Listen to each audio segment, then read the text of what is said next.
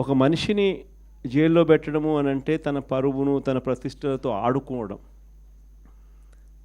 అవన్నీ తెలిసి కూడా ఏ తప్పు చేయకపోయినా కూడా బురద వేసి తప్పు చేశాడు అని చెప్పి దానికోసం దొంగ సాక్ష్యాలను క్రియేట్ చేసి కేవలం వీళ్ళు పెట్టే ప్రలోభాలు, వీళ్ళు పెట్టే భయం తప్ప వేరే బేసి లేదు, వేరే సాక్ష్యము లేదు. ఇలాంటి పరిస్థితుల మధ్య న్యాయం జరగడానికి కోసం బాధితుల తరపున గట్టిగా నిలబడి వాళ్ళ స్వరం వినిపించే కార్యక్రమం ఎక్కడైనా చేయాల్సిన పరిస్థితి ఏదైనా ఉంది అని అంటే అది ఇంకా మన భుజస్కంధాల మీద ఇంకా బాధ్యత ఎక్కువైంది. కానీ ఏదైనా కూడా న్యాయం ధర్మం అనేది వాళ్ళ తరపున ఎవరైనా వాళ్ళ తరపున గట్టిగా నిలబడి వాళ్ళకు న్యాయం చేసే పరిస్థితి రావాలి అని అంటే అది మళ్ళీ మీ భుజస్కంధాల మీదనే ఉంది. కాబట్టి మీరు పోషించే పాత్ర చాలా ఇంపార్టెంట్ పాత్ర.